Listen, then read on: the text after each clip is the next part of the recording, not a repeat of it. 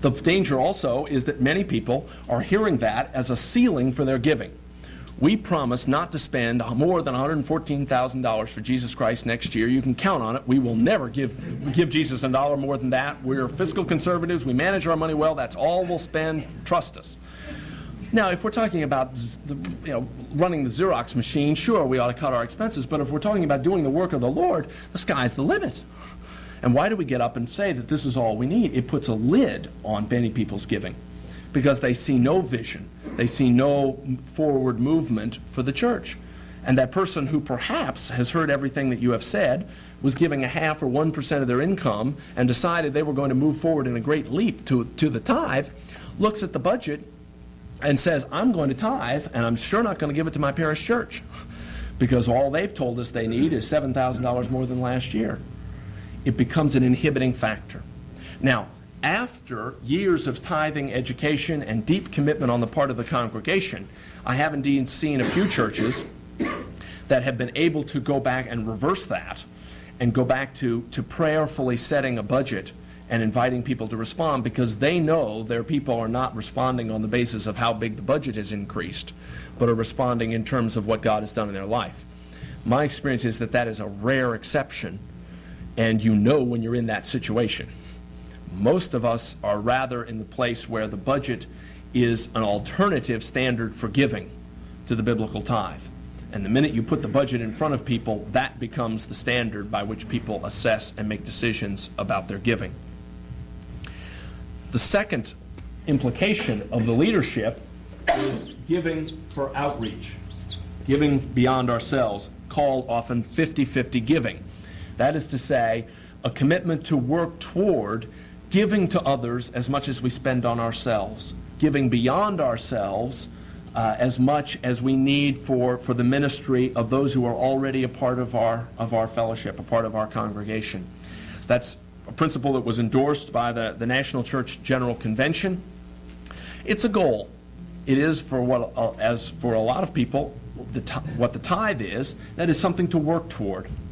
And a number of churches in our diocese have either been flat committed to 50-50 giving from the day they began life as a parish, or many more of us have accepted that principle of giving on a percentage basis beyond ourselves and are at some stage of upping that percentage and working toward 50-50 giving.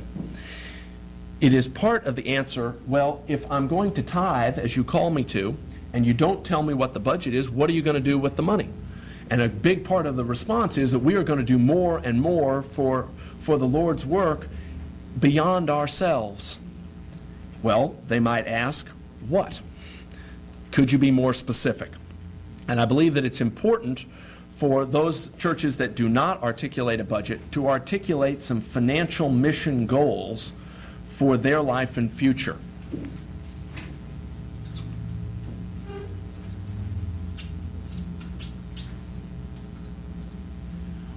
Financial mission goals are not a budget. They are some basic priorities for the life of the parish in the coming year and beyond. Maybe 1, 2, 3. And they may have a price tag attached to them, though often they're sort of bottomless pits that they can take as much resources to accomplish as we can devote to them. But we believe that if, in addition to what God is already calling us to do and what we are already doing, that God is calling us to 1, 2, 3. Things that people can tangibly hold on to. And it may be that God is calling us to move from, say, 15 to 20% of our budget to give away. God is calling us to bring a professional on our staff who has skills in youth ministry to deal with the troubled teenagers in our community. God is calling us to reach out and do more with senior citizens in our community, and we have a goal to do this. Only you, as a vestry, can prayerfully determine what you believe Jesus Christ is calling you to do as a congregation. But it's important to go through that process. And I know some churches in our diocese that have spent a great deal of time each year in neighborhood meetings, praying and dreaming about what God might be calling the congregation to do in order to articulate each fall, here are our financial mission goals for the coming year. And I think that the more the congregation is prayerfully involved in looking at its mission beyond ourselves, the more people are going, in fact, to respond to that opportunity to share in the accomplishment of those goals. People need, indeed, to be told where their dollars are going to go in those general terms. But it's not a budget.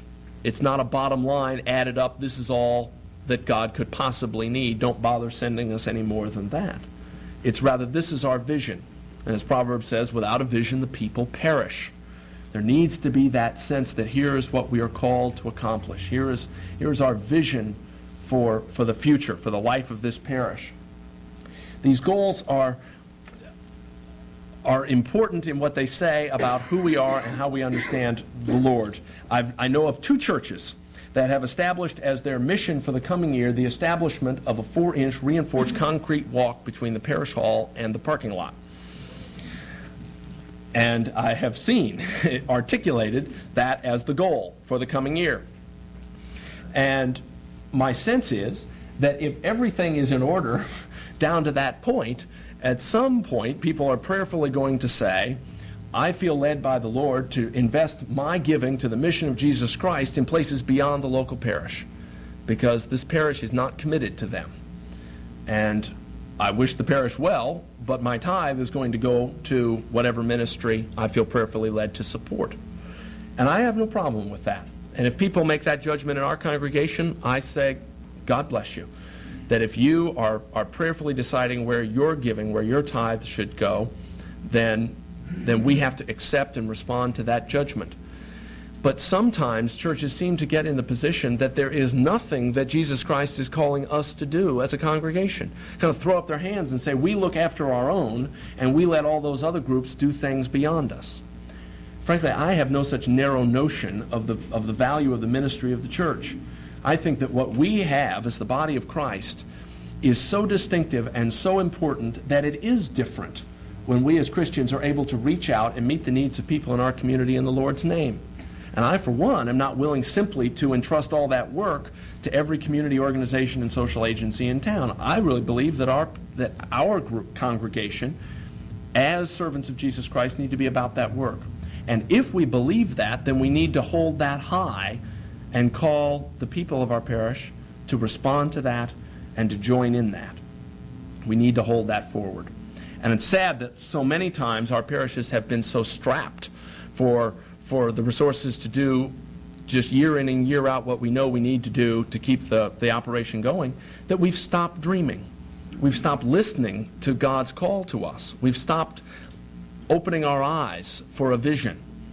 And consequently, we haven't shared it. It's been so long since we had the possibility of doing something new and exciting that we've stopped talking about that.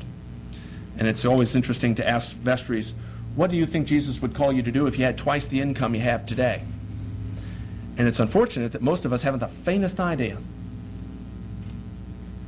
And yet I think that God wants us to have that vision. He wants us to know what we're called to do that we're not yet doing. To know where we are saying, if you will, no, Lord, which I've always been taught was a contradiction in terms. No, Lord. If he's Lord, the answer is yes. If he's no, he's not really Lord. And we've had to deal with that in our congregation. There's times when we've had to come to terms with the fact that we're not as generous as we like to think we are. And I like to say that let us not say God will provide. I prefer to say God clearly already has provided. And what we need is very much under the control of all of us. It is in our bank accounts. The issue is whether we will in turn share what God has given to us to make possible the mission that God has asked us to do together. Don't blame God. He's already provided. The issue is whether we will say no to his call to give and share what he's already provided to us. I think he provides for our churches, but many times he puts it through us. It goes into our bank account before it goes into the churches. And we have the issue of saying yes or no to that. And I don't have any problem with getting up in the congregation and saying, we need to be honest enough and say that we have said no to God, to the following things that we feel God was saying to us. And God loves us and accepts us anyway, but we have to be honest about that and come before God and ask his forgiveness for having said no to his call to deal with the following areas of ministry. And I think that's far more honest than to get to the end of the year and look at the pledges for next year and say, well, God let us down, he didn't provide. And yet so often we say things like that. And I simply don't think it's true for most of our situations. Clearly, though, once we have articulated what we are about in terms of giving, in terms of how we handle those resources once they are given, we have to teach that. We have to communicate it. And here's where we get into the many ways in which the diocesan committee might be able to be of help to you. Clearly, that includes preaching from clergy, witnesses, from lay people in the congregation.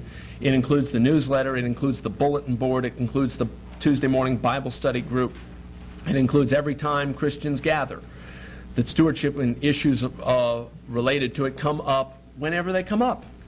If you have a Bible study group, you can't go for more than a month without dealing with stewardship issues. The question is, are you going to politely move on past them since it's March and we don't deal with these things until October, or are you going to deal with them when they come up?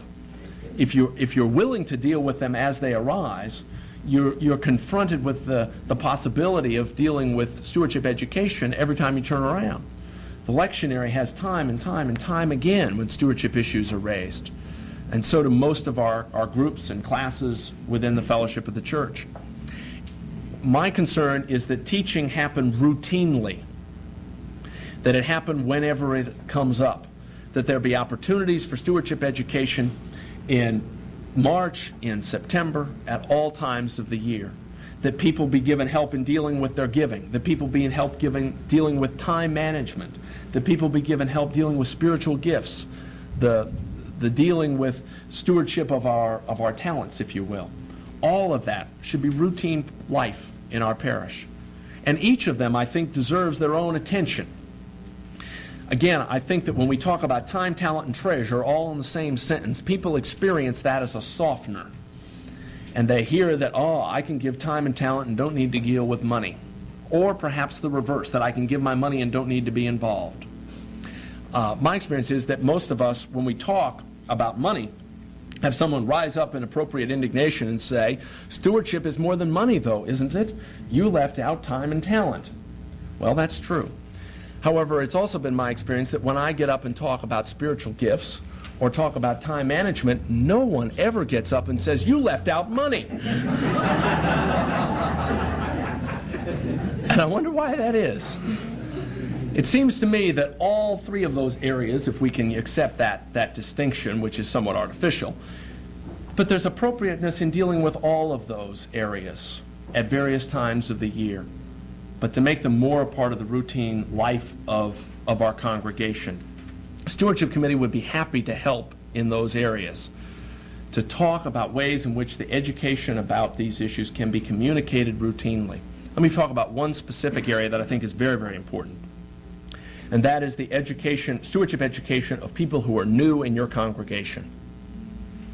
Most organizations in the world understand that people are more open to hearing about a call to commitment as they make that commitment than they are years after the fact. If you attempt to join the Rotary Club, I can assure you that they will tell you what is expected of you as a Rotarian before they would begin to let you into the group. And yet my experiences in the church is that we are thrilled to have people transfer their membership into their parish, no questions asked, as if we could care less what they do. But of course we do care, we just don't tell them. And then we spend 5 to 10 years trying to change the behavior we have just blessed.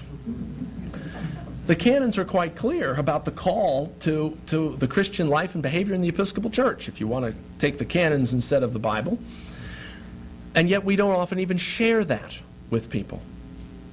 My experience is that every rector or vicar in the diocese has to go through at the end of the year the parochial report process and makes a judgment about the active or inactive status of every single member of the church. And my hunch is that the vast majority of us never share the results of that inquiry with the people involved. That we've noticed that you seem to be lapsing into what we call inactive status. We'd like to talk about that. And, oh, gee, really? Oh, what happened to me that made me inactive? Most people don't even know what the church calls them to do as Christian disciples.